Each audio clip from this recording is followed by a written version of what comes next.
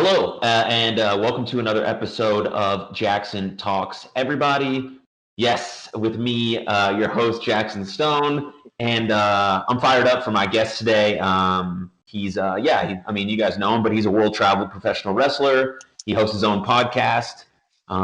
He's a Texan. I think that's very important to note. But really, I think most importantly, why I connect with this guy is that he's a thoughtful, conscious, and just like an overall really good dude. I'm attracted to those kind of people. So I'm happy to have Ryan Davidson on the pod today, dude. What's up? Awesome, man, bro. Thank you for having me on. And like I said before, you actually hit the record button, man. I've literally been looking forward to this since you reached out to me. Like, hey, you want to do a podcast? Which is weird. Universe and attracting like-minded people. It's like, it's funny when you think about something. It's like, man, I've been meaning to do this podcast with Jackson. Literally, I look at my Instagram messenger. You're like, hey, man, do you want to record a podcast? Like, literally that day. Yeah. So, no joke. And it's like funny because things like that always seem to work out that way, and they always do, man. So I'm so happy to be here, man. So thank you. Yeah, like I wanted this to obviously be in person because it's a little bit better that way. Yeah.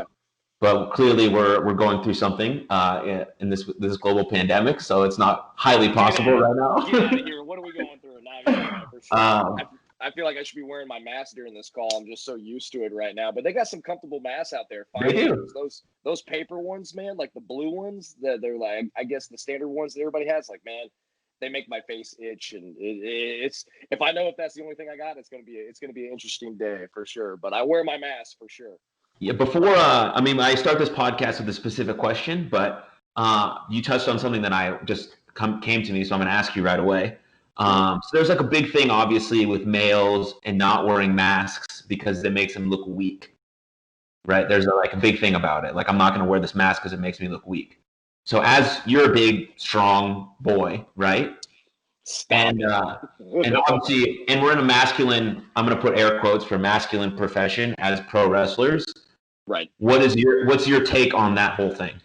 So, I can talk to you for like 10 minutes about like how people feel so indifferent about these masks and everything. So I'll try and keep it short and sweet, since if anybody knows me, I just go on tangents and all over the place and everything like that. But I feel like, my personal opinion, just for me, the most masculine and man thing you can do is care about other people. And to me, regardless of how you feel about the government's out to get you, they're listening right now, brother, wear your tinfoil hat, whatever your situation is. And hey, as an American, as a human being, believe what you want. I love you nonetheless. It's all good. I just know that wearing a mask can help prevent myself or giving it to someone else, large or small.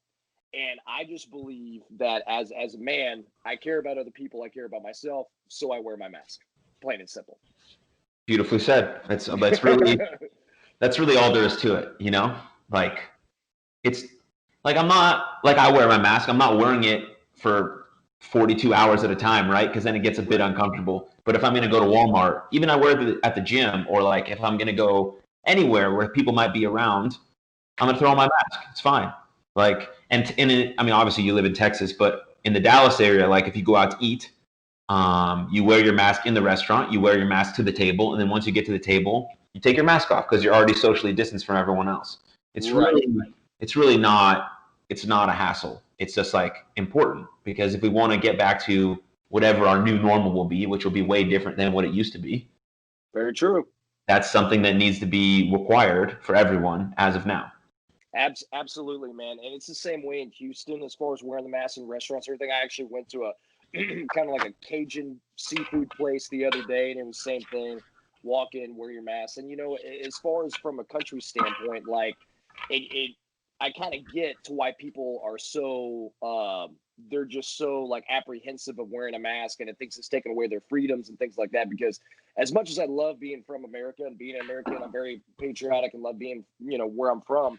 But it's embedded in our mindset. We've been programmed. We're number one. We're the best. There's nobody else that can mess with us. Nobody else has got it like us. This, that, whatever. So whenever there's any kind of laws or restrictions of going, hey, look out for the well-being of others, it's like, no, we're number one. We're better than all the others. Why do we need to listen to them? And that's why all these quote-unquote freedom fighter patriot guys or girls or whatever that it's not to be judgmental, but it seems like they probably haven't passed science class in high school, want to tell you the real truth about COVID. Mm-hmm. And Mm-hmm. it's like, look, man, wear your mask, look out for other people, and let's just try and get through this the best we can. So. Perfect. Yes. Yeah. Okay, good. I'm glad we touched on that.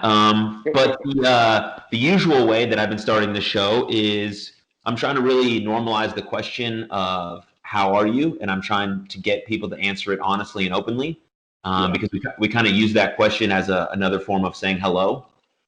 And I think if we can just kind of bridge the gap to making it a little bit more of an honest question. I'm not saying when anyone asks you how are you, just spill your whole entire life, because you got to be careful with who you vent to and who you tell your stuff to, because that's also very important. But I think if we just say a little bit more of how we're really feeling when someone asks, I think it could bridge the gap to help us be a little bit more healthy and connect more. So I'm going to ask you, how are you doing for real? You know, that's very well said, man, and I appreciate you saying that as well. A lot of good pointers there. And to answer your question, for 90% of the time, I'm awesome. I really am. I do have dark days like anyone else, you know, or it could be, I mean, we're in a pandemic, so anxiety, uncertainty, you know, us being pro wrestlers. I mean, pro wrestling right now is not a live business, which I think that's the first time ever in the history of pro wrestling that hasn't been a live event business. So we're all going through these changes and all trying to figure out what's the next step also at the same time. And there's some days where you feel like, all right, you have some momentum. And then there's some days where you feel like I have no idea what the hell I'm doing. And I feel like that's really apparent for me. But all in all, I always do everything I can to see the best in every situation and be grateful for things, as cliche as that is, but it's absolutely true. Gratitude is a superpower. And for the most part, I'm very well, man. I'm very grateful. And, you know, just glad I get to wake up every morning and just try and make the best out of each day, for sure. Right. Yes. Good. Yeah, we're gonna touch on all that stuff in a bit later. Personal development, how you got into it, you know, your mindset, all those beautiful things. But you did have COVID-19, right? Oh, I did. Yeah, it was. I want to say it was in the middle. It was in the month of June for sure. So around July 4th weekend is when all the symptoms were gone, and I was pretty much clear and good to go. But yeah, I traveled for my personal job outside of pro wrestling, and just started noticing a little tickle in my throat, and then I woke up the next day. Ironically, I spent the night in Dallas, and thank goodness. I think there was a show at that time. I didn't get a chance to see you or anyone else, but I stayed at the DoubleTree near in Irving, I guess in Irving somewhere. And I woke up that next morning and I just felt awful, and I had to get back to Houston. And once I got back, you know, it was just like a head cold. I couldn't really smell anything, but I was still tasting. I was okay. And then the very next day, it was like my sense of smell and taste was gone. I went and got tested, everything like that. Come to find out I had COVID.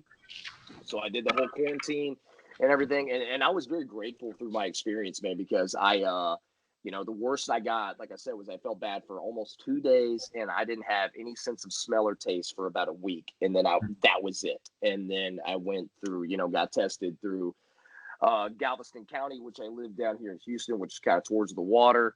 And then I got tested at another place and double negatives and just back to regular life, man. But it was crazy, and I was blessed because I've talked to people that we know mutually through wrestling that have either had it or know somebody that had it, and compared to their stories and what I've heard, I got it way easy. There's a guy I just did a podcast with last week. His dad died from COVID. So yeah, just passed away. So then there was another buddy from Wildcat. His mom, even though she had some other similar health issues, COVID was like the final straw that made her pass away. So, you know, when people want to say the death rate's low and everything, yeah, you're absolutely right. But it's still, at the end of the day, people are dying. So we need to take as much awareness as we can to get through this and move on. But I'm glad nothing was severe for me, man. I'm very blessed.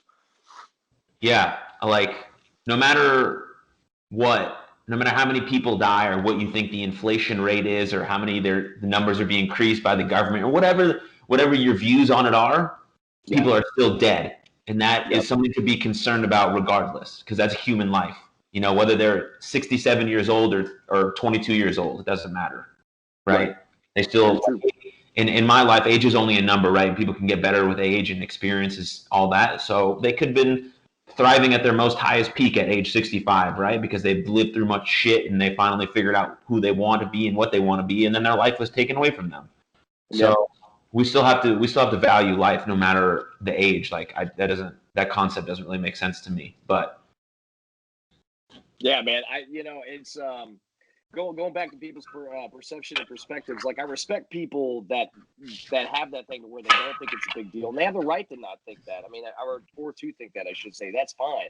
But I just feel like the common thing should be the most patriotic thing, if you want to put a label on it, the most masculine thing, if you want to put a label on it. Basically, just the best thing you can do, general as a human being, is as far as awareness for this whole thing, is just follow guidelines. And if there's any restriction or any kind of procedure that you can implement into your daily life that would reduce the spread of COVID-19, meaning maybe not go out as much, always wear your mask, don't hug or touch anybody for the time being, keep those hands clean. Like, dude, just do it. It's really, it's not rocket science, So yeah, plain and dry, cut and simple, or whatever. Whatever the saying is. I think I missed that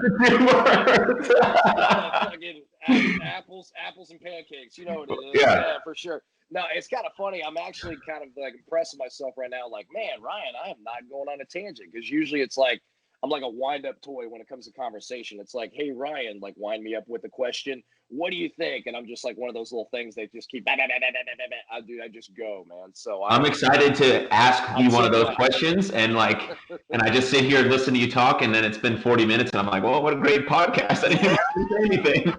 Bro, that's like an interview. It's like 2 questions. I'm like, what? That's it? They're like, yeah, dummy, you fucking talk too much. I forgot about that. Yeah. Well, at least the words that come out of your mouth are intelligent and good, so it's all right. Ooh, yeah. Well, thanks. I appreciate that. Yeah, don't mess it up now. A lot of pressure. Yeah. Don't mess me up now. Yeah. But yeah, so you spoke a little bit about wrestling kind of being on hold.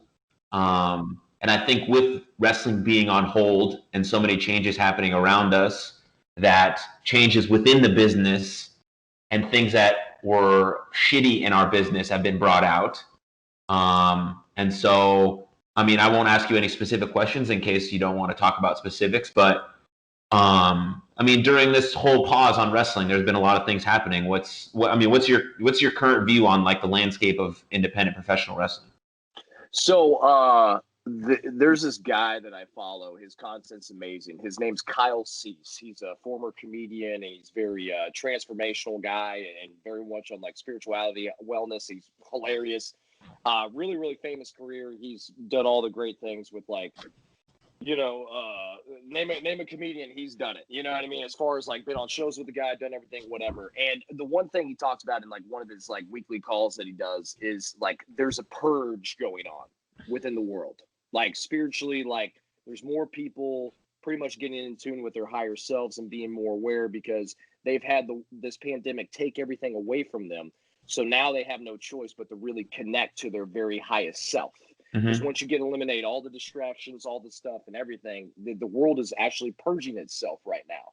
Rather than you just looking at it like, oh, I want things the way they used to be. Why don't you look at it like, oh, well, this is opportunity to get all the negative crap out of my way, so whatever I'm getting into could be that much better. And that's how I look at pro wrestling, with everything, with the hashtag speaking out movement and everything. I feel like by eliminating all the distractions and the grind of all the shows and the this and the that, because it's just a constant live event entertainment business, go when you put a dead halt onto that, and all these things get brought up, and all these old paradigms and conditions that got brought up that you and I have heard about to an extent, where it's like we might not know the details, but you'll hear a rumbling about, oh, this person is not the most nice person, or oh, this person's a little iffy, or somebody will somebody will always give an opinion about somebody, right?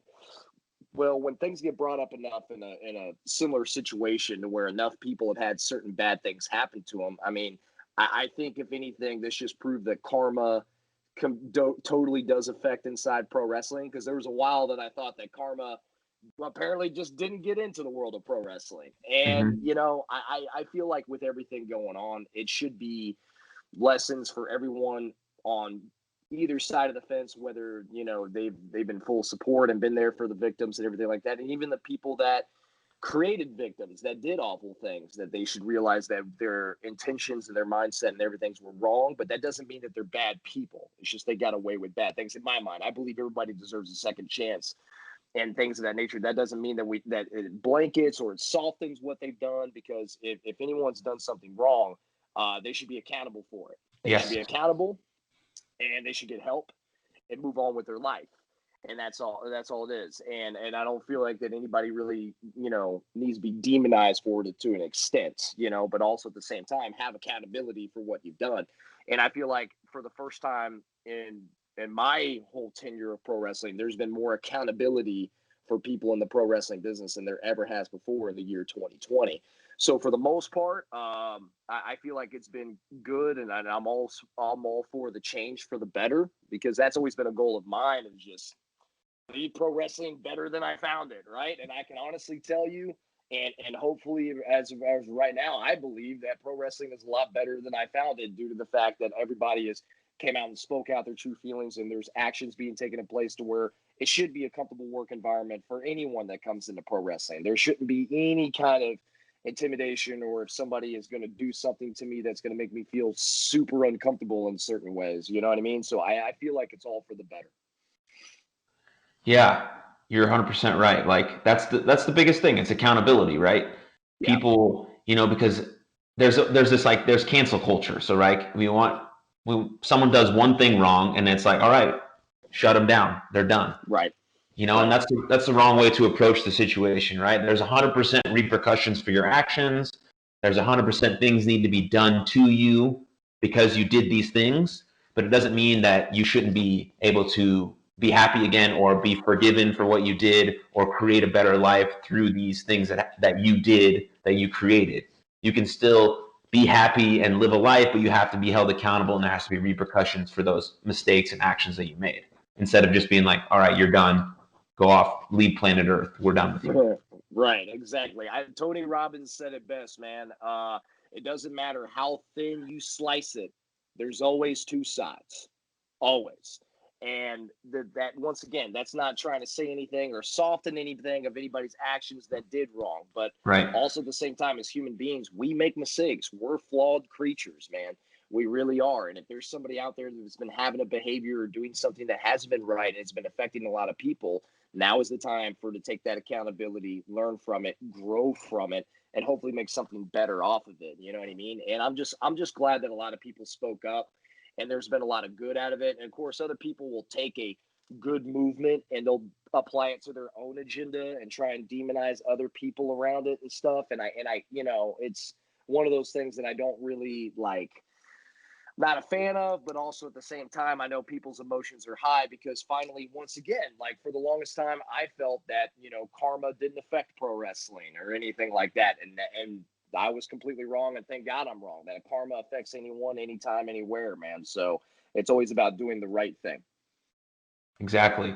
And so, what do you think, as wrestlers, as promotions, as people in the business, that we can say, like, not only thank you, but like appreciate the people who spoke out to like create actual adequate change, and not just like talk about it on Twitter, but actually have better, safer work environments? Yeah, absolutely. I think that's more of just I mean, there's a term that loosely gets thrown around and everything like that, but I feel like I'm doing a better job of people that are inside this business. Not just the fans. And don't get me wrong, we all appreciate the fans, because the fans are literally the lifeblood of pro wrestling. But I'll say a better job at policing the business from a locker room standpoint and from a promoter's standpoint.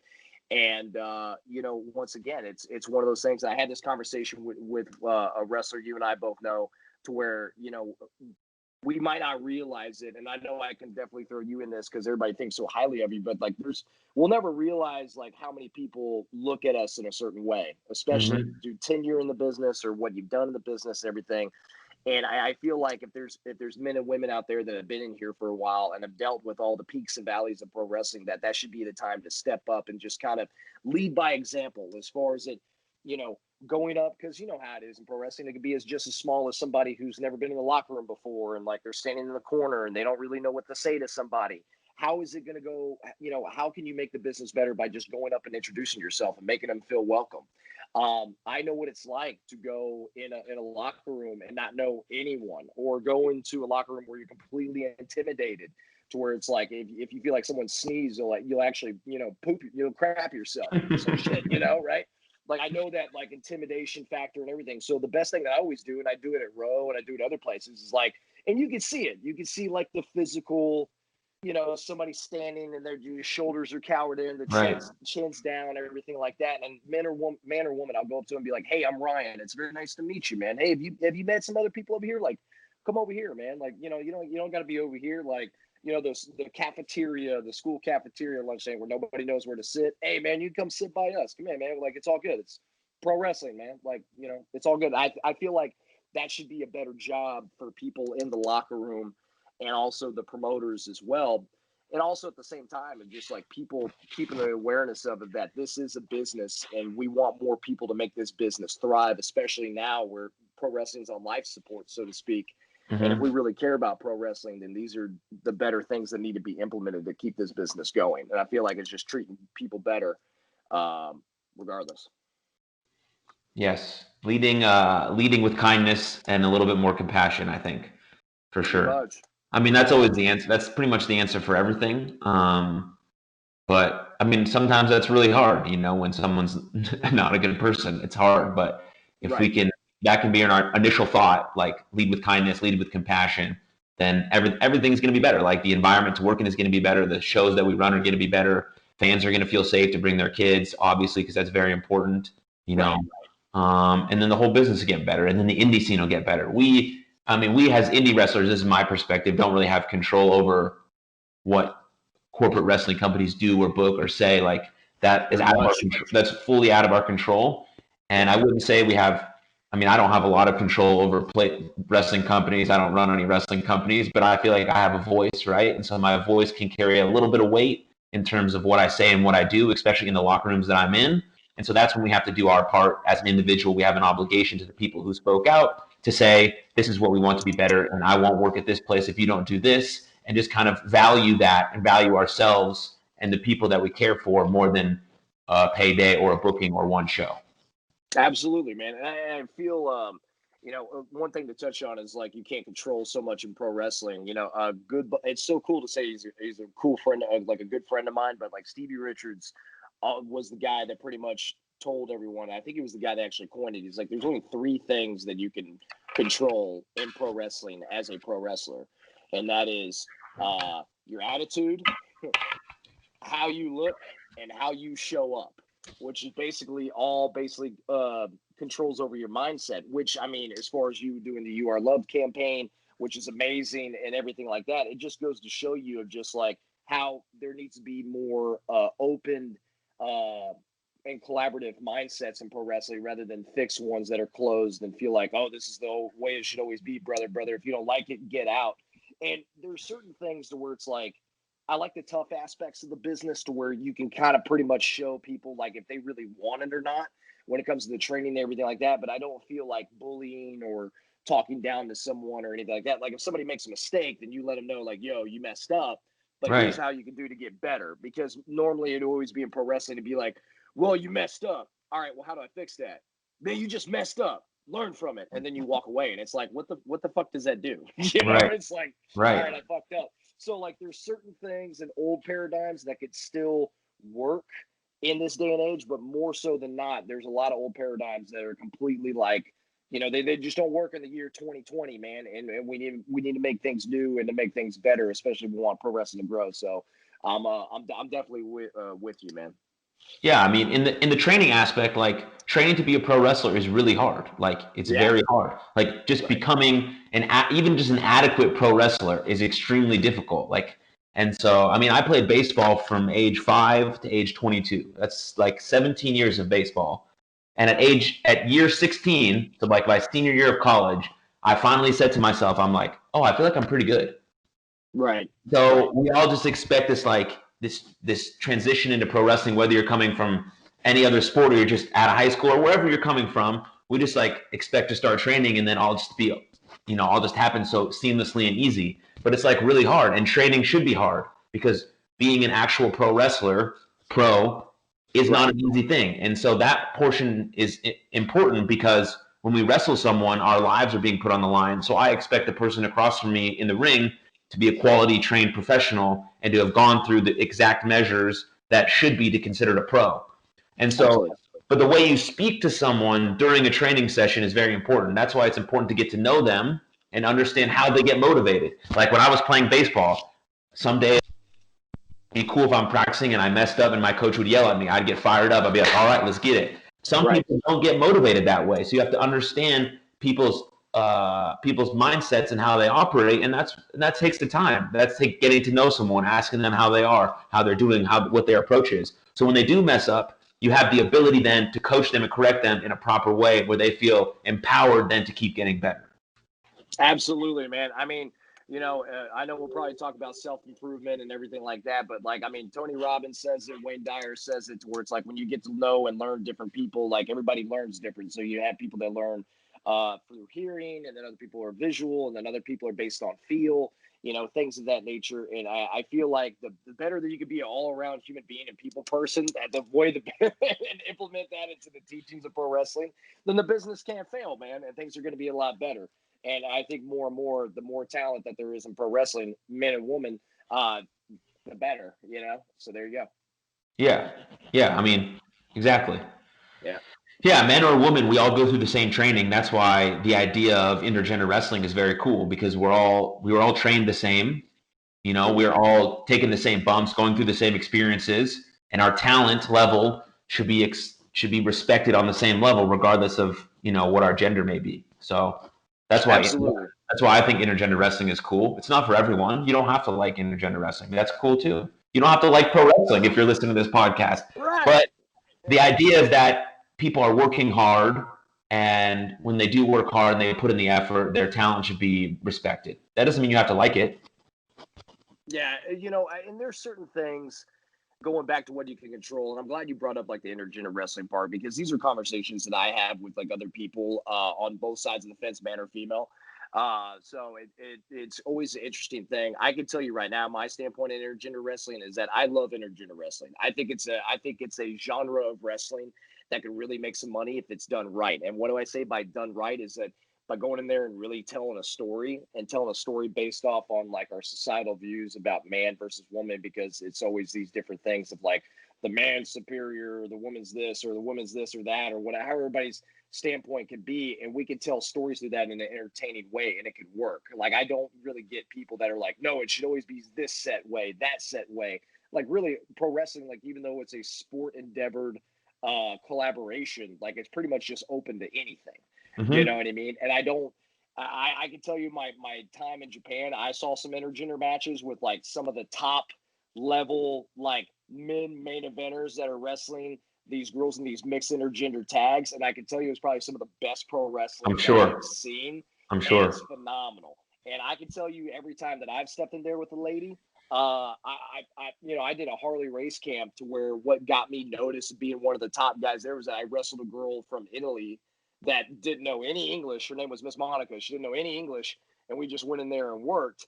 And I wouldn't have been able to have that, or to get that viewpoint that would actually help me and elevate my career, if I had that mindset of, no, it should be man and man and woman. Like everybody can, wrestling is just subjective in general, but I feel like if it's sweet to somebody, then it's not so bad. It's like ice cream, right? It's like, it might not be your flavor, but it's sweet to somebody. So that doesn't mean that we should get rid of it or downgrade it or whatever. Like I can't stand like peanuts in my ice cream, but somebody might like peanuts in their ice cream. Sure, hey, somebody does, for sure. It's pro wrestling. We all got these flavors, man. Let's just go out and enjoy it, man. So I'm all for some intergender wrestling for sure. Sweet. Yeah. Good. Oh yeah. Yeah. I think that's enough wrestling talk. We'll probably maybe we'll get back to it. Maybe we won't. I don't know. Right on. But I want to kind of dive into your mindset a little bit. I feel like you're a very optimistic, positive person. From our conversations and just getting to know one another. Question number one would be, what's your kind of general definition of a positive, optimistic mindset, and when did you develop it? So I'll answer that first part. What I believe a good mindset and being a positive, optimistic person is really just more of the fact of just always looking at things as what they are, and always looking at things of how good they can be. Because you have a choice. You can either just look at something really bad, or you could look at something really good. I think Colt Cabana told a great story about like being positive, being optimistic on one of his podcasts, where like the guy was like, "Hey man, you got two buses. You can be on the bus that complains, or you can be on the happy bus, man. It's much more fun to be on the happy bus." I can't remember who told him this, but he tells this story all the time, and that's how I feel about like with life. And I understand that things happen and everything, because we can only control so much in life, right? Mhm. So as far as like the negativity and stuff like that, I feel like those things are absolutely needed and they should be appreciated. They shouldn't be suppressed or anything like that. But also at the same time, it's like one of those things where like every negative situation is an opportunity for something better.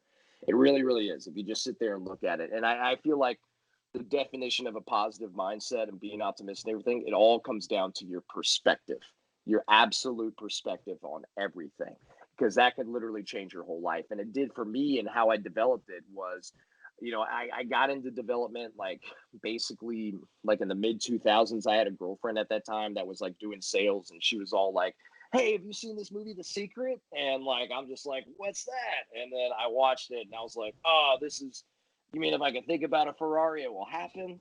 That's what like my mindset at that time, right? But then when you dive deeper into it and stuff like that, and what it really actually means, like the law of attraction, putting intentions out there and stuff like that, it just, to me, it just manifested into so much better content, to where if you actually apply it, rather than just know everything, if you actually apply it, then your life changes. So like that's what happened to me. And as I was trying to go on through my journey and get this thing going and everything, and don't get me wrong, like I'm still like, not the best mindset at those times and everything like that coming through the years. But March 3rd, 2017, changed my life forever when I got in this massive car wreck in Tulsa, Oklahoma. And it was bad enough to where I shouldn't have walked away, and I did. And not Mhm. only did I walk away without a scratch, and then everybody else involved, they had nothing happen. I mean, it was a horrific multi-vehicle car wreck that involved like two 18-wheelers, a giant moving truck, a Ford Expedition, and my 2008 beautiful blue Dodge Chevy. I mean, not Dodge Chevy, excuse me, Dodge Ram truck that I miss so much to this day. But it was one of those things that happened to me, man, that really turned my life around, because I was like, holy crap, like there was really a part of me that died in that truck, and it really did. And I hit a guy going over 65 miles an hour at a dead stop. Some car cut off an 18-wheeler, and the 18-wheeler slammed on its brakes, and all these vehicles crashed into each other. And I just took my eyes off the road for a split second. I was looking at my gas gauge, just see how much gas I had left to get to a gas station, and boom, and that was it. And then I get through that accident, okay, everything's fine. And then like about a month or two later, down at Reality Wrestling, we do these events at these hospitals, like Tier Hospital, for like it's like quadriplegics or people that are paralyzed and things like that. So we'll go in and we'll have like MMA fighters and pro wrestlers and stuff, and we'll go and visit patients, and hang out with them for the day, and just like give them 8x10s and just say what's up to them and talk to them and everything like that. And it was the coolest thing. And I had this one kid. He was 19 years old. He was from Shreveport, Louisiana, and he brain damage, neck broken, probably would never walk again. His mom was there, and I'm just seeing the look on her face of her son dealing with this, and she's just trying so hard to just see the good and everything. And I talked to her, and she was very open about everything. Very sweet lady. And she told me that what happened to him was that he was going to the gas station to grab a Coke, and it rained outside earlier, and the streets were wet, and his brakes weren't so good on his car, and he was only going about 25 miles an hour, and he went to brake, but he slid off the road. He nudged a tree that was by the gas station, but it was enough for a branch to break off, smash down on the top of his vehicle, and broke his neck and gave him permanent brain damage, and he could never walk again. He's 19 years old. So I listened to this about month and a half, 2 months after my wreck, to where I was going 65 miles an hour. Mhm. Took my eyes off the road for a split second. I hit multiple vehicles and without even a scratch. And it was one of those things where it was really tough, because it was like, well, why him and why me and why not me and why not him? Right? 19. Kid was 19, at that time. So I was like, I went in my car after the event was in, and I bawled in my car for like literally like 2 hours, like in the parking lot, just cried. And it realized for that then that I'm here for a reason, and I have one shot at this life, and we're all mortal human beings. We're all going to die one day, unfortunately, but also fortunately because it gives us a perspective to go out and try and tackle each day. As much as cliche as it is, and we hear it all the damn time, all these Instagram things and stuff, but it's so true. It absolutely is, and it impacted my life so much. And that's how I developed my mindset, man, of just if there's any way that I can leave this world a better place than I found it and make others better. And it's not for any kind of like egotistical standpoint, man. It's just knowing that putting out those good vibes, it's a ripple effect, man. And it just, it really truly can make the world a better place. And ever since then, my mind was changed. Yeah. I basically feel the exact same way, after I lost my sister, right? It's Yeah. like certain moments, certain things in your life really, they put everything in a very clear perspective. They, Yep.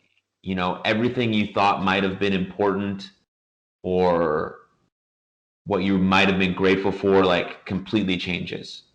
Oh, yeah. And, I mean, so I'm currently obviously still on my journey of, grieving, of pain, of loss, but I have also grown a deeper appreciation for every day that I'm alive. And every Absolutely. day that I can smile and be happy and have these conversations and be with my friends, even in times like this where we're in a pandemic, like I'm still finding ways to be very grateful and happy just in general about life, and it really is difficult to digest that we have to go through something so awful, whether it's your situation, my situation, or anyone's terrible situation they went through, to kind of realize that this life is so, so precious. Um, but we as humans have a really hard time changing unless adversity is put in our way. Absolutely.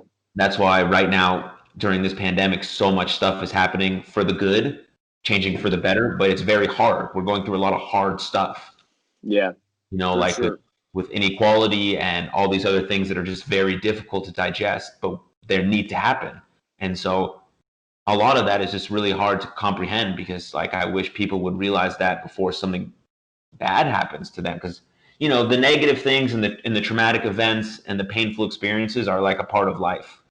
But if Yeah. we're already kind of like emotionally resilient and in a mindset that's already appreciative of life, we're going to be able to handle those a lot better than if we weren't. Because I mean obviously after I lost my sister, right, I took a bit of a downward spiral. Like, it's kind of, there's not really any way around it, right? That's just like what Right. it is. But right, I was able to pull myself out of it because I had kind of done some of this stuff through like baseball and mental health and mental fitness, through all that stuff. But Right.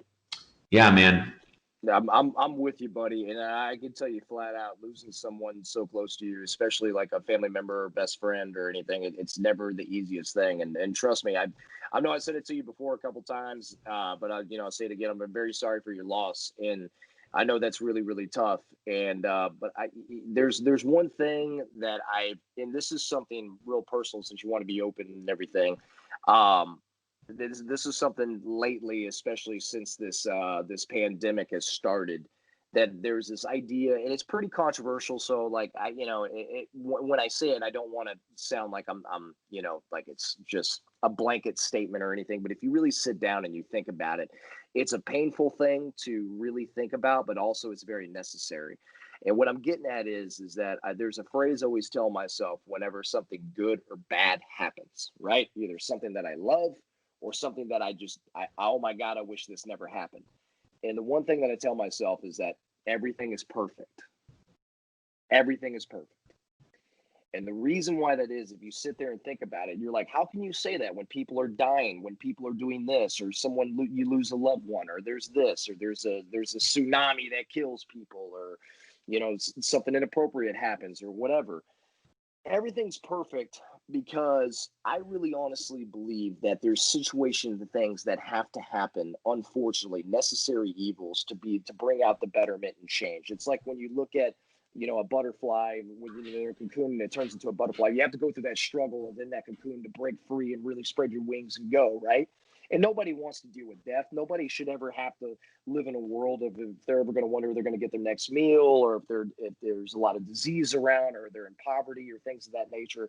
But it's a really hard thing, and it's not something that you're always going to agree with. But most of the time, when it comes to appreciating the good and the bad, I know I can look back on my life and know that like it really sucked that I didn't have the best childhood, and I didn't have important adult figures in my life that left me, that chose to leave me, that which really developed a lot of worthiness issues and all this other stuff. But I'm so grateful that that happened, because for me going through all that shit and all that loss, it makes me go out of my way to make people feel more appreciated, or to be the nice guy, or to really seek out that positive content, because going through that shit, I don't want anybody to go through that struggle. So I want to go out and try and reciprocate more positive vibes. Tony Robbins was the same way, of him dealing with shit. And he's like, I don't want anybody to ever feel that way, to where once again, everything's perfect. Like, and that's so hard because people can automatically go, well, what do you mean? Like, I lost this person. Like, I love this person. They died too young, or there's this or that. You're absolutely right. You're absolutely right. But there's also things that, if you look at the bigger picture of things, like those losses will have you realize and develop into a person that you can make this world a better place, whether they were in it or not. And it's such a hard thing to deal with, because there's times where I tell myself that and I'm like, bullshit, this isn't perfect. This is bullshit. This sucks. But if you really sit down and you breathe and you get connected to your higher self, there's always a reason for these things to happen, to mold you, to put you on a better path, to try and go after your higher self as best you can. All the troubled times, down moments, to where you finally have that moment, enough is enough, and you want to take that best foot forward. You had to go through all that shit to make that decision. And if you didn't go through that shit, who knows where your life would have been, right? So that's something that personally helps me out. And I know I've gone on a long tangent, but No, beautiful. When it comes to things of like my wreck, or when somebody loses a loved one, I honor that loss. And I don't, a lot of people like to suppress it, or they'll use toxic positivity. Like, oh man, just get over it, stay on the grind. It's like, no, you need to like fucking be with that pain for a second, because you need to honor that pain. You need to be with it.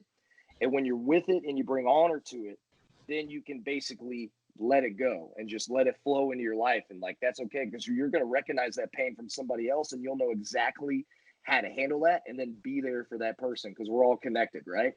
So that's something that I recently learned, because I was a toxic positivity guy, because I thought that was the right thing to do.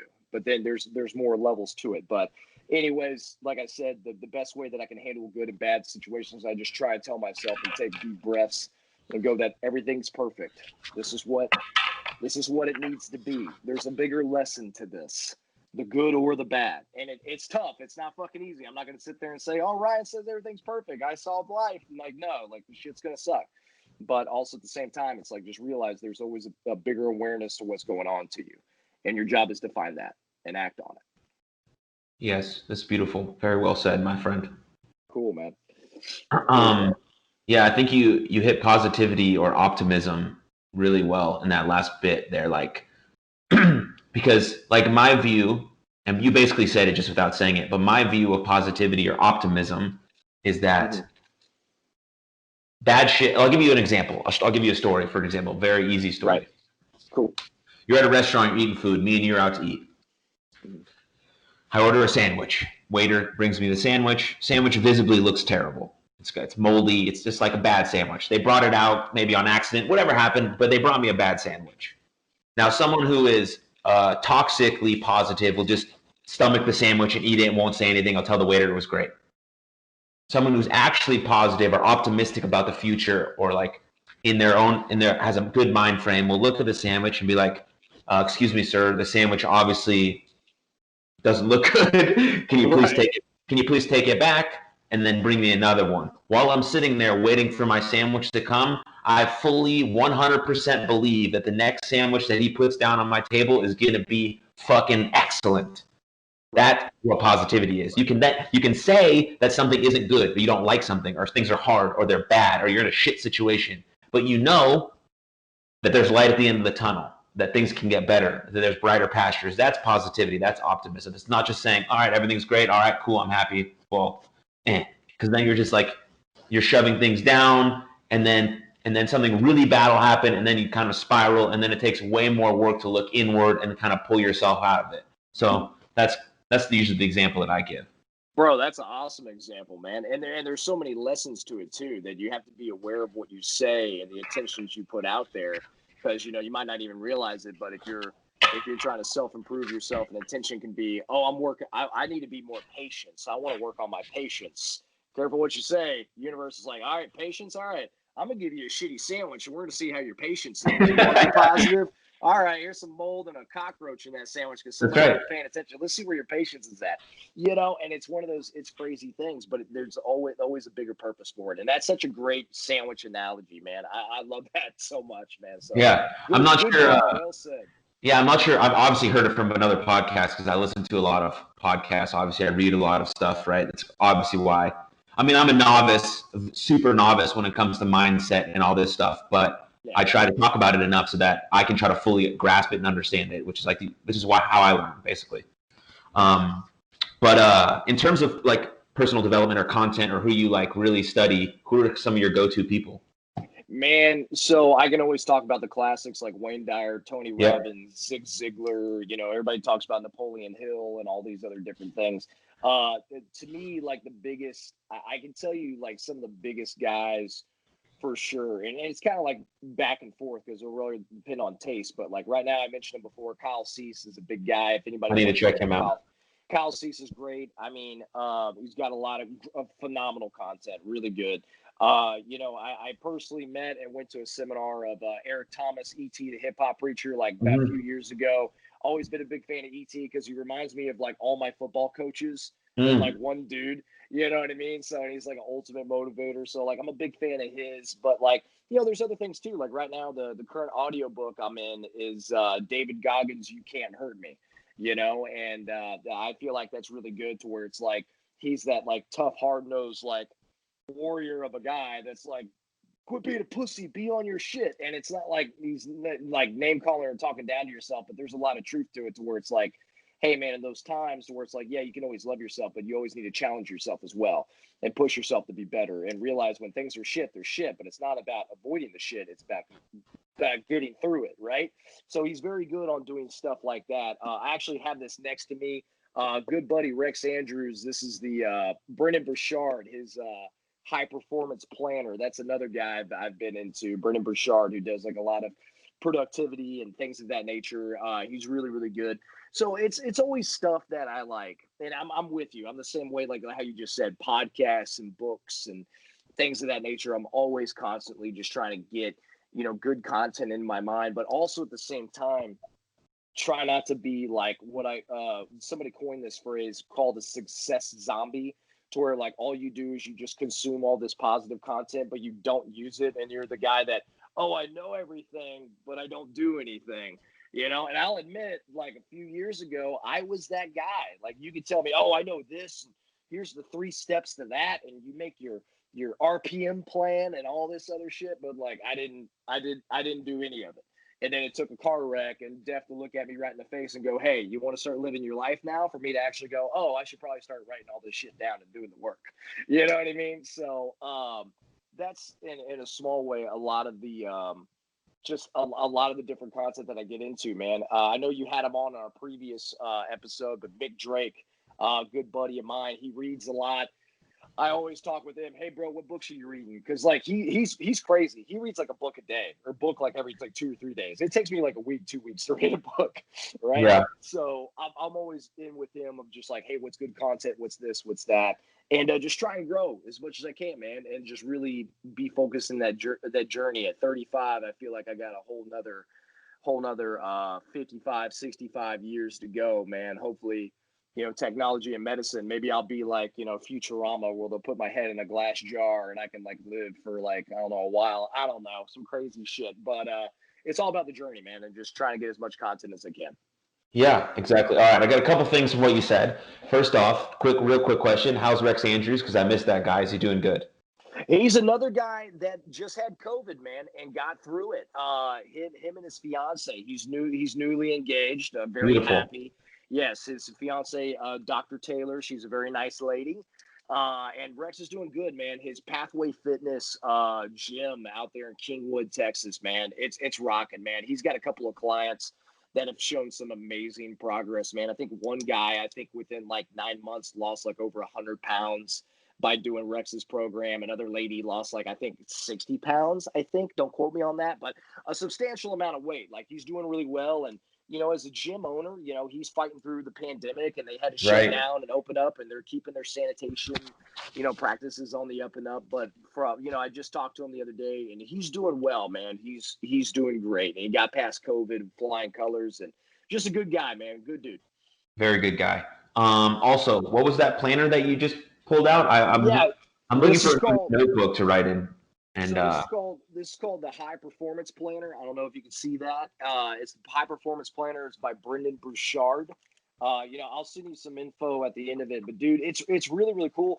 Mick Drake actually has one of these because I hit him up and he put a picture. I saw it on his section. story. Yeah. Yeah, and I sat there and I go, "Is it the High Performance?" He's like, "Hell yeah, it is." I'm like, "Wow, there you go." But like, dude, it's good stuff, man, and like it gives you things too to where it's like you do like weekly reviews to where like you grade yourself. Like, did you manage your energy well? Were you intentional this week? All these other different things. And I can tell you, I've gone through plenty of planners and journals, and some have been very effective. Some have, I'll do them for a week or two, and then it's like whatever. And that's part of my fault as far as just not staying consistent with it. But I can tell you, ever since I've gotten this, I've been a lot more consistent day to day on using that than I have on a lot more than the other planners and journals I've used. So I'd recommend it for sure. I think you get it on Amazon. It's like $20, I think $15-20, maybe. Sweet. Something like that. So yeah, man. And then yeah, like on like just like consuming a lot of content but not actually putting in the work. Gary Vaynerchuk says a lot of stuff about that. He puts out a lot of content. Some I agree with, some I don't. Some of the stuff he says is a little not my taste, but whatever. He's got a good following and he preaches happiness and kindness. So I can't I can't be mad at the guy. Respect the hustle and the work. But Absolutely. He says like if all you're doing is watching my videos and then not doing any of the work, they're really not working. So you got to consume, understand, and then do. Absolutely, man. I couldn't agree with you more. And that's also the other thing too. Like I'm glad you said this to where I wanted to kind of touch this up on for anybody that's listening. Like if you got like an influencer or somebody out there that you really like their content and everything like that, and they say a lot of good stuff, also know that they're a human being too. And they're going to say something you might not agree with. And a lot of people are just like, oh, they made that one post about whatever, so now I don't like them anymore. Like, it's okay. They're a human being. Like, they can have a different opinion on stuff. But if there's more good than the bad, then give them a follow. And hopefully their content, which they're doing for free, will help you benefit yourself or others. And then you just go on your merry way, right? So I'm glad you brought that up because a lot of people have that thing where it's like, oh, I like that person, but that one thing he said 2 years ago or that one thing she said like last week, it's like, come on, man. Like, we're human beings. Like, God knows I'll say something stupid and then hopefully, it doesn't affect anything. But what I'm getting at is we're all human beings, man. We all make mistakes at times. So it's all right. Good. Yeah. I've said absurd amounts of stuff that I wish I never did, but like I'm learning from that, right? And I'm trying to grow from that and be better from that. But also when you're like consuming someone's content via the internet, you don't actually know this human. And so, you can kind of tell through people's content and their videos how authentic and genuine they're being, which is then why I would consume someone's content because I can kind of feel that vibe. But I don't know what they're doing or who they are personally or what they're like. So I'm like, I like your content. It's good. I watched the video, listened to the podcast. Thank you so much. I'm going to go try to implement it in my own life. Absolutely, man. One other influencer I want to kind of slide in there real quick, or motivator, is a guy, and it's always funny because when I say his name, people are like, the wrestling journalist? No, but it's this guy named David Meltzer. Yes, I knew you were going with that one. Right. It's not Dave Meltzer. And I actually met David. I met him when I got back overseas in late 2018. I met him in Austin. It was a spontaneous thing. I'm going to be in Austin for a few hours. If anybody wants to come hang out and have some barbecue with me, I'll be at this place between the hours of this and this. It was like me and 6 other guys that were there. And we showed up. There he was. He hung out with all of us. We ate, paid for everything. And like out of that, I met a guy named Alberto, who's actually like a guy that trains like, I think 6 or 7 of his clients were like former like Olympian contestants in bodybuilding. And he really helps me out with a nutritional plan because before the pandemic, I said it in a previous podcast, but I was actually preparing for a WWE tryout. Mm. And I was getting in shape and losing weight, but I'm like, well, who do I go to? I went to Alberto that had all this knowledge of just like, hey, do this, cut in this way, you'll be fine. And his methods obviously work because if you take one look at him, like this guy's just jacked, right?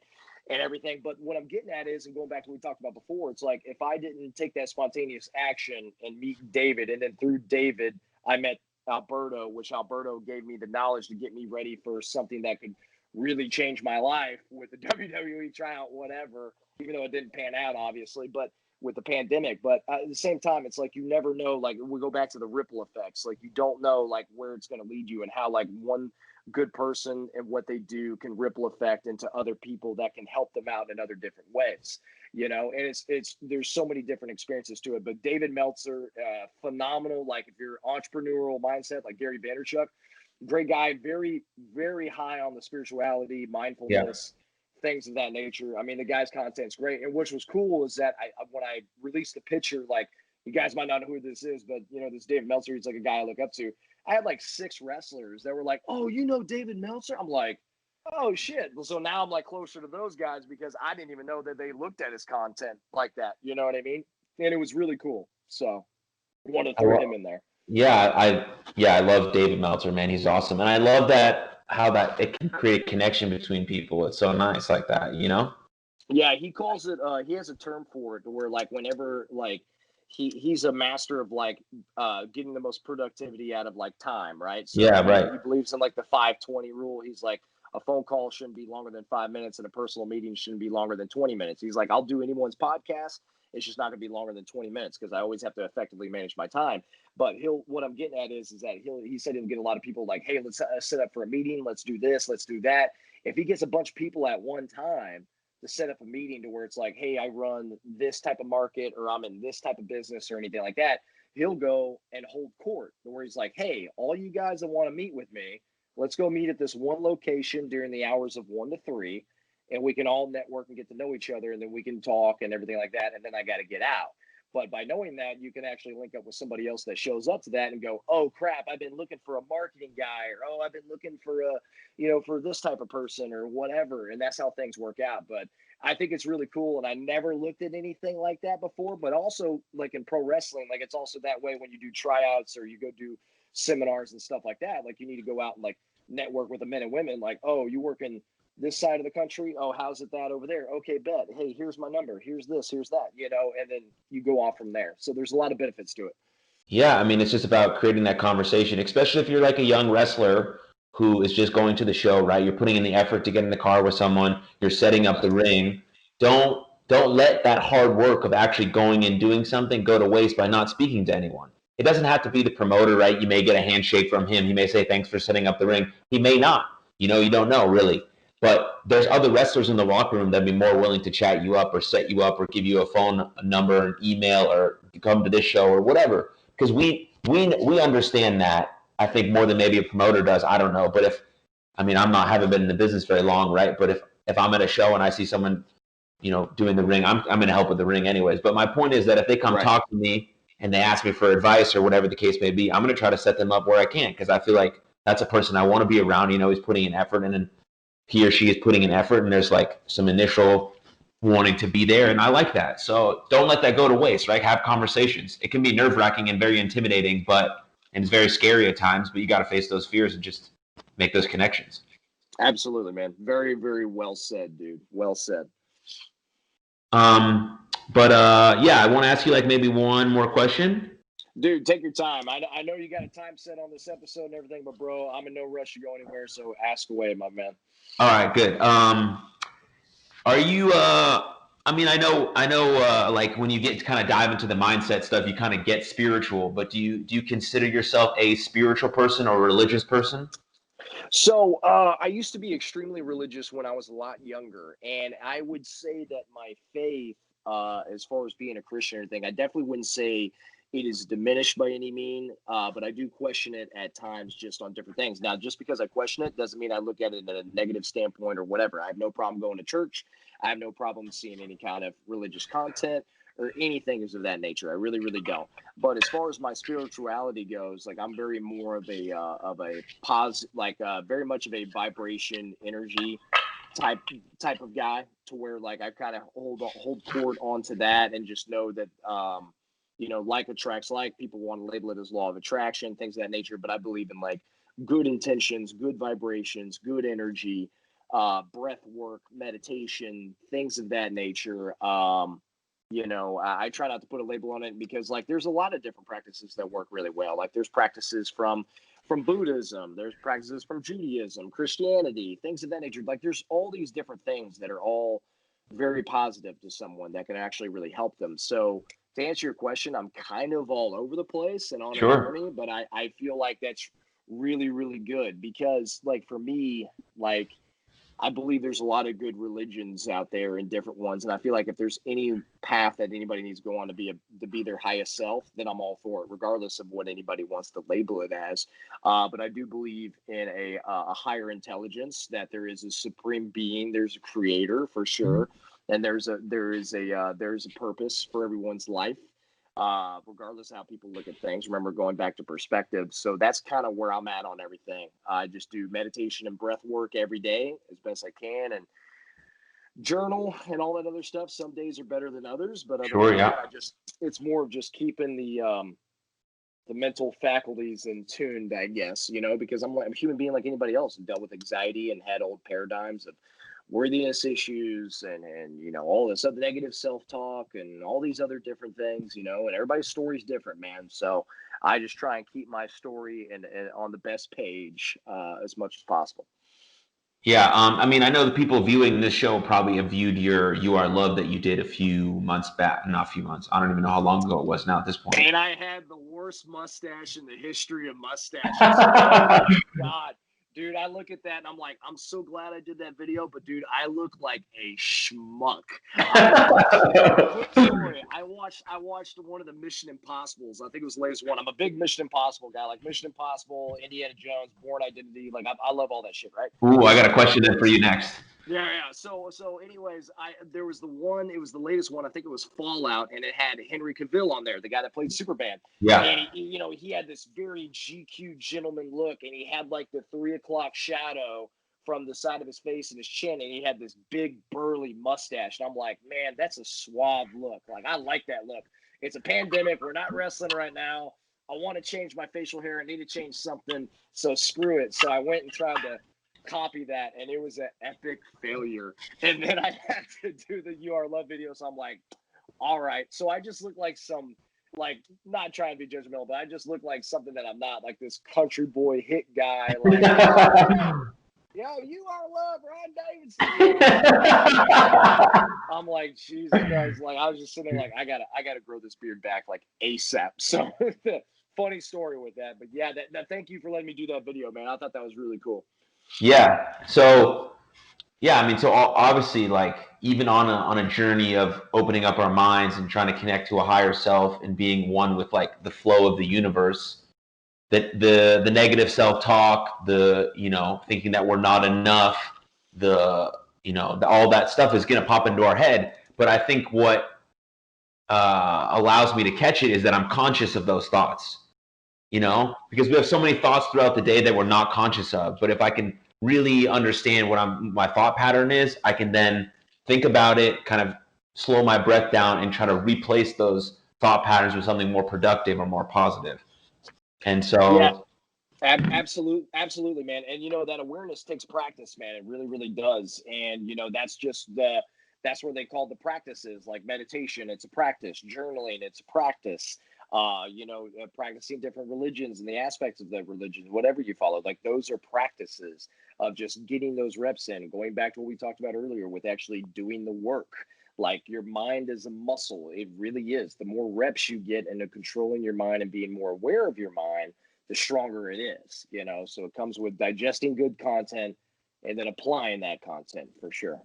right, yeah, on all of this, I say this almost every podcast because I don't want to ever make it sound like it's easy. Like none of this is easy. It's so hard. You have to put in constant work every day, and then slowly, the world around you will just magically turn into like this new great reality for you. Yeah. And that's the beautiful part about it. So yeah, I mean, basically none of it works unless you do. So you have to put in the work, but know that it's hard. And even those little steps that you take, the little progress that you make is still really, really important. Can you hear me? Because I'm making a headphone change because my Apple little headphones are dying on me. Of course, they have to die on this podcast, or they're about to die. So I'm putting in some actual headphones so you can hear me. So you can hear me good still? Oh yeah, yeah, you're good. We're good to go. Awesome, cool. Just making sure. So love Steve Jobs, but come on, Steve Jobs, make some things that charge a little longer, that last a little longer. That's all I'm asking. It's only been like an hour. I know, right? But in terms of meditation, how deep are you into the journey of meditation? So I've been meditating off and on since 2016. Okay. It was something that I kind of got into. I don't know how I fell into it. I think it was listening to enough podcasts. Another podcast that I'm a real big fan of that really opened the door for a lot of people that I really follow was Lewis Howes's podcast. Amazing, yeah. Greatness, yeah, awesome podcast, right? So I think it was enough of that, and I heard something about Headspace on one of the podcasts, so I got into it. So I've been a Headspace member since 2016. Wow. And from 2017 to late 2018, even when I was traveling with wrestling and stuff like that, I meditated every day for a year, and did that whole streak thing or whatever, because you get these little badge ribbons, whatever. And it's a practice, because you always start off on meditation where it's like, sit still for 10 minutes. That's terrifying.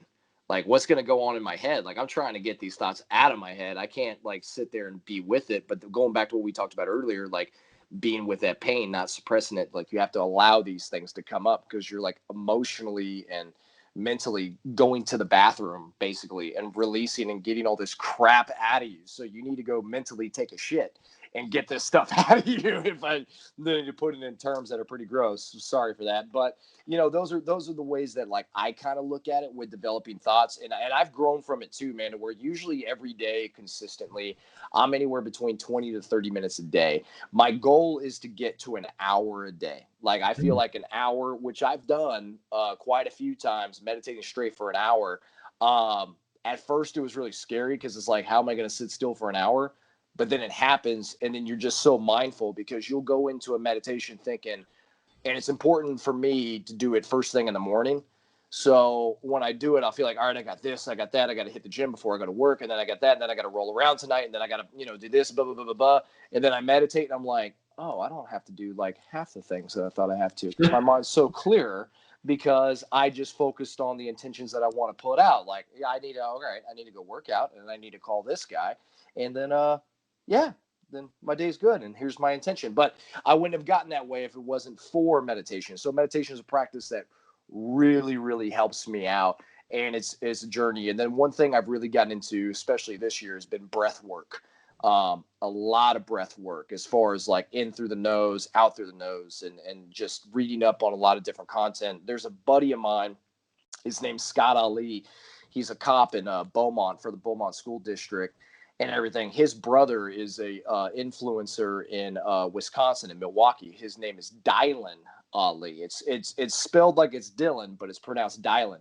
And he's a big breath work meditation guy. And I've been working with him on a lot of different breath work, to where it's like crazy type of breath work, to where like you're breathing in and out of your nose for like 5 minutes super fast, and you feel weird, but then all of a sudden you hold it in and you do these different techniques, and like it really takes all the stress and things out of your body, and it calms your body down and puts you in a very high frequency state, to where you can go ahead and then go in through your meditation and you're just clear. It's like your brain is like a blank page, and it's super cool. So it's like learning through things like that and stuff. And once again, like how we talked about before, man, it's a practice. It's a journey. I wouldn't say I don't think I'd ever, and thank God, be a master at it or be a master at anything. I just want to live my life best I can, man. And I know meditation, breath work, and things like that, it's good for me, and I know it can be good for other people. Yes, highly recommend anyone listening who hasn't given meditation a try. Please give it a try. Whereas, it's a beautiful thing, and it can really, basically, can change your life, because when we have the ability to be alone with ourselves and truly love ourselves and know our worth, then we have so much space and room and capacity then to be there and serve and help others. So Yeah. meditation is a beautiful way to kind of begin that journey of like looking inward, because we first have to become really familiar with our old self to create a new self, and that happens when you're meditating. Yeah, Um, for sure. And back to like influencers like Kyle Cease and stuff like that. When it talks about like meditation and stuff, it's like it's all about just talking to that inner child. You know what I mean? Because there was something that happened to you in your childhood, large or small, that kind of developed a pattern. You know what I mean? And it's about being with yourself and trying to go back and honoring that. Like you can't explain like, well, I don't know why I don't get tasks done a certain way. Well, it could be something that happened to you in your childhood that kind of prevented you, that maybe you didn't get a task done and then you got ridiculed for it, or maybe it was something to where you got something done early and then you got made fun of for it, so you're like, I don't ever want to get stuff done earlier again, so now you have a time problem. But you wouldn't know that if you didn't sit down and meditate and connect to yourself and really deal with those situations. And once again, I'm just paraphrasing because there's so many different techniques and there's so many different ways of doing it, but I feel like anything, just 5 minutes a day of just focusing on your breath, just breathing in and out, box breathing. You can Google it. If you do it, start off for 5 minutes a day, work your way up to 10, 15, whatever, and just go through that journey. And I guarantee you within like a week, you'll feel different, So I highly recommend, just like with you, I highly recommend meditation just with anyone. yeah, give it a try. Do your own research, figure out what's best for you, and then get after it. Absolutely. But is there? I think like the way we wake up is very important. Do you have like a specific morning routine that you generally stick to, or you like to get to when you wake up?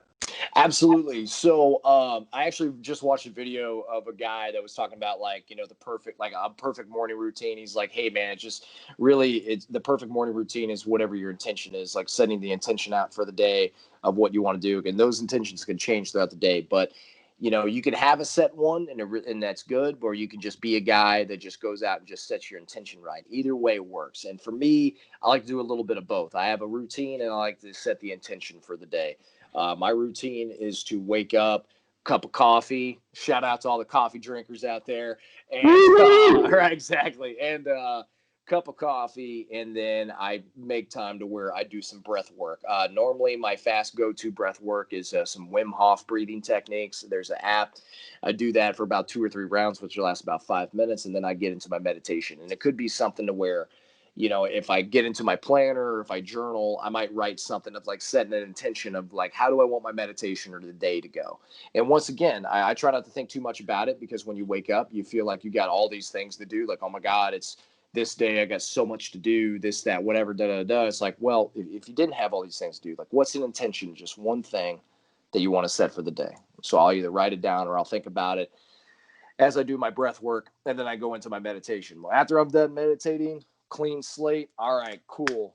Walk and feed the dog, make some breakfast, go to the gym, go to the job, or if I'm not working that day, could be wrestling. Putting good vibes out there, whatever intention or projects I have, and just going on through my day. But I know I'm a visual guy, so like for instance, like my ADHD has been just so rampant throughout my life that it's like if I don't have it written down or if I can't see it like on a calendar or a notebook or something, I will forget about it. So that's why when like you and I linked up to do this podcast, I immediately text you and go, putting it in my calendar right now. Because if I didn't put it in my calendar on my phone, there's no way I would have remembered because my mind's all over the place. So Mhm. as far as a morning routine goes, that's normally what I do. Wake up, coffee, breath work, meditation, and then go through my day. It could be breakfast, it could be the gym, and some days change. I could be out of town for work or out of town for not really much for wrestling, except for what we're getting ready to do with SWE. But it really all depends, and just try and plan out my days as best I can. And the more I'm in tune with that, then I know my days would be great. Yoga, workout, like always puts me in a higher peak, man. So Yeah, yeah, that's brilliant, brilliant. yeah. We're on the same wave for sure. Obviously, that's why we're attracted to one another. Yeah, for sure. And there's some days where I don't feel like it. Like some days are harder than others. Like it's just, it's like I don't want to get up and write shit in a journal. I just want to sit and be on my phone like fuck, whatever. Like a human being, like it's fine. It happens and everything like that. But more of just being consistent and just doing that one little thing. Because a good trick that worked for me is that if I ever feel like there's a struggle to do something, especially if it's like working out or something, like if I just don't feel like going to the gym that day, right? Because I love lifting weights. I've always loved training and everything like that. Nutrition has always been a bit of a difficult thing for me, but it's been a lot better over the years. But the thing is that like if I never felt like doing something or working out, I would always take whatever I was gonna do, like right, and then I don't feel like doing it, I just cut it in half. Like, all right, like if like, oh, I gotta go work out for an hour. No, I don't. I'm just gonna work out for 30 minutes. That's it. Just 30 minutes. The funny thing is that if I tell myself that I cut it in half and go, I'll feel like, okay, I can make do with 30 minutes. But then as I do, thinking that, okay, I'm just 30 minutes bare minimum, then I end up doing that hour because all I needed to do was just get started and get warmed up. And then the next thing you know, it's like, oh shit, I did the hour. And I'm sitting there making a big deal and giving way too much power to this thing. You know what I mean? And not giving enough power to myself. So those are little things that help me in the morning too. Like if I don't feel like meditating, like I'll go, oh, I'll just meditate for 15 minutes instead of 30. Next thing you know, it's like, oh, I could do it for 10 more minutes. I feel pretty good right now. And then you keep going. So that's a good little hack for me.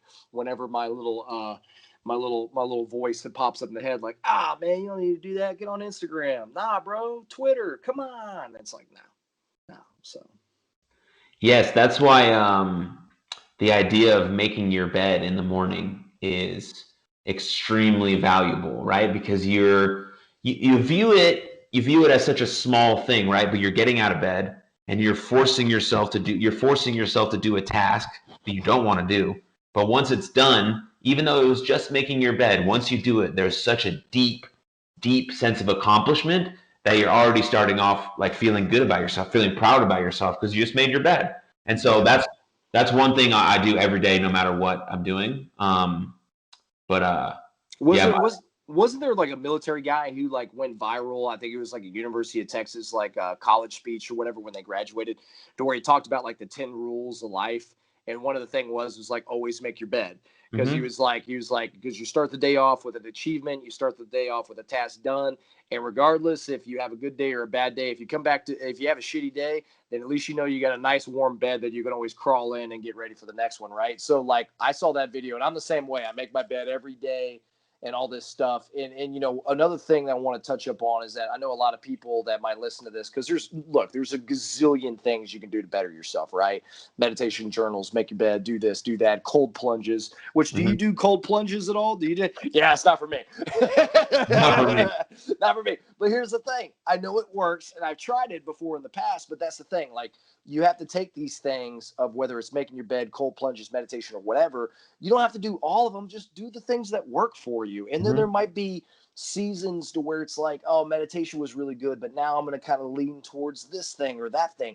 That's the beauty of it, man. And that's something I have to tell myself because sometimes I get overwhelmed. It's like, Jesus, I could take up the whole day of all these great practices. They'll take up my day. And people are like, I do this, this, this, this, and this. It's like, no, just take like a couple things that work well for you and then just evolve them and adapt them to other things over a period of time. And I just hope people know that to where it's like, there's no set perfect morning routine, like, or anything like that. It's just whatever's perfect for you, whatever puts you at your highest self. If that's a cup of coffee, which you and I can both attest to, if it's a cup of coffee, like that's what you do. If you walk your dog, that's it. Or if it's just literally like, you wrap yourself in a cozy blanket and walk around the house for 10 minutes. Like, who gives a shit? That's what works for you, man. So you should do it. Whatever puts you in the highest state. Yes. Take what you need to set yourself up for the best day possible and then do it. That's all about you. Man. Perfect. Hell yeah, man. I think I want to end on that because I like that a lot. Hell yeah. Cool. I'm with that, man. But I want to just quickly touch on your podcast first. Tell people about your podcast, any closing thoughts, and then I'll see you on Sunday. Awesome. Yeah, man. So my podcast is the Leisure and Lariats podcast. I've started it right through the pandemic. It is by far the most procrastinated project that I've ever done in my life. Because if anybody's known me, I'm a massive chronic procrastinator throughout my life. I've been so much better about it. But I mean, still, there's times like don't even get me started, man. But it took enough of like just people saying, hey, you have a voice for radio, you have this, you have that, all this other stuff, you're a great communicator, you should start something. It was literally years of that to where I'm like, oh, I'm going to do this podcast, and then I never done it. Pandemic hit, purging of everything gets wiped away, and go, this is the time to do a podcast, right? Everything's perfect, man. If I would have started that podcast years ago, maybe it would have got the trend, maybe it would, I don't know. But anyways, I'm doing it now. Leisure and Lariats, it's great. I drop new content every Friday, man. I just Every dropped Friday. As part one with my interview with Stevie Richards. Yeah. You know, I've had some other guys. I'm about to have you on it because I know we That's right. talked about it pre-recording. I can't wait to have you on it. I just recorded one with Kevin Bernhardt from The Row where we talk about reality wrestling and really evolving like wrestling and like, you know, standing out and different stuff. And then like, you know, I've talked, you know, it's a podcast about, you know, basically looking at life through not only a pro wrestling lens, but also something to where it's kind of a parallel of what you do with the You Are Loved campaign, to where it's like, bro, as pro wrestlers, like I love the community of pro wrestlers, men and women, and I feel like they're some of the greatest people, but I'd be lying if I said that we weren't like all up in anxiety and in our head and just always thinking worst case scenario, because this is how these paradigms happen, right? And these are things where it's like, let's cut all the shit and let's just talk about real topics that not only affected our career, but could also go through life and get some lessons out of it, you know? And that's what my podcast is all about, man. And it's obnoxious too, to where it's like, I have this soundboard and I do these wacky sounds at times, like a crazy morning radio host, but it's fun. It's what I want to do. And luckily I've had enough people that have really been like, dude, be honest with you. Cause you know, you'll get those people like, I love your stuff. And they're just saying that because they like you. Sure. But also the people that you barely talk to, they're like, your podcast is different, man. I like it. You know, like it's this, or like if somebody hits me up, and this has been something super cool to where it's like somebody would just hit me up and be like, dude, I needed your podcast today. Like I just needed it. And I know you get that too, because bro, your content's like amazing. Like I love the You Are Love campaign, man. And just everything you do, dude. It's like you got great merch too. I got to get better at my merch, like Jesus. But you know, it's things like that with the Leisure and Lariats podcast, man. Just talk wrestling. I drop a game of the week, a book of the week, a match of the week, because, you know, it's pro wrestling. I love pro wrestling. So I try and keep it around the realm of pro wrestling, but it's life. It's positivity. It's just trying to be a better human being and get that out there, man. So, yeah, it's every Friday, Spotify, Apple Podcasts, Podbean, Anchor, all that good stuff and everything. Mm-hmm. So Leisure and Lariats podcast with Ryan Davidson, man. That's every Friday, and I love it. And I'm just so excited to where it can go, man. Joe Rogan messed up to where he showed me that it was possible to make $100 million at a podcast. Bro, like if there's any way that I can get a sponsor or somebody from a podcast down the line, then cool, because this is something I've always wanted to do. And then after my in-ring pro wrestling career is done, to get on the microphone and be a commentator or anything like that, that's something that I want to pursue. And everything like that. So I feel like this is a good dipping my toe in, so to speak, for something like that, man. So I'm very happy with it. Love it. Yeah. Cool. Check that out. I'll be on it soon. Hell yeah, you will. Can't say it'll be the best episode, but it'll definitely be man, shut your beautiful face. No, it'll be awesome, dude. I can't wait. I actually I was geeking out because I was writing down some outlines of the stuff of the episode. Actually today I actually had it in here. So yeah, that's what I got you written down. Hell yeah, man. I'm almost through with it, man. So when I get you on here for sure, that'll be great. And like I said, we'll be seeing each other in Canton, man. So I'll bring my equipment and we'll make it work, man. Hell yeah. Where can people find you on socials? Twitter and Instagram? Yeah, at both the same handle, at RDBear57. The letter R, the letter D, Bear57 on Twitter and Instagram. Ryan Davidson on Facebook. I have a YouTube channel, which I'm currently working on more content with it. I have some matches in Japan and Canada that I've always had, but I didn't know if I can get the permission to release. But I'm actually going to turn them into like highlight films, like short little highlight films, because that will actually get me away past that and stuff like that. Even though I'm not ruining any relationships, I have good relationships with people and stuff like that. But it's just I want to get that content out there and kind of boost that thing and everything. But yeah, I have a YouTube channel, realitywrestling.com. Reality Wrestling YouTube channel. They drop matches now. We have some new content of recording everything. I just have a match on there with me and Tommy Bolton, which is cool. And then they're getting ready to drop. We just did a drive-through wrestling show. I saw that. Yeah, it was cool. So they're getting ready to drop all that content. It was a very fun show, very cool thing. And but yeah, man, that's where everybody can find me, man. And dude, I thank you so much for having me come on this podcast, man. I've been like I said, been looking forward all day, and I'm thankful that I can talk your head off and everybody else listening. So I appreciate everyone listening. So thank you. Yeah, man. Yeah, you're lovely. I love talking to you. Stop. I also really like your beard. Dude, it is shit. I gotta trim this, man. I also loved your mustache look. So maybe if I can see that someday. Oh, you're digging it in. Oh, now I know you're messing with me. That was literally, it was the worst mustache ever. I'm just gonna send you a random snapshot. It was the worst thing ever. It was great. But yeah, thanks for having this conversation with me. I thought it was a really powerful conversation. I think people will get a lot out of it. But yeah, thanks for taking the time, and I'll see you on Sunday. Awesome, man. Just want to let you know, man, you definitely make a difference, bro, flat out. And I just want to let you know that. And I know we might not be the best of friends, but definitely good friends to say the least. And I just want to tell you in front of everyone and anyone that listens to this, man, if Jackson Stone ever needs anything from Ryan Davidson, all he's got to do is ask, man. So love you, buddy. And I appreciate you doing all this awesome work, making the world a better place, man. So thank you. Thank you, man. Love you too. And thanks for everyone for watching. Rate, subscribe, like, comment, tell a friend, share. I love you all. Grateful for the community. And yeah, have a good night. Bye.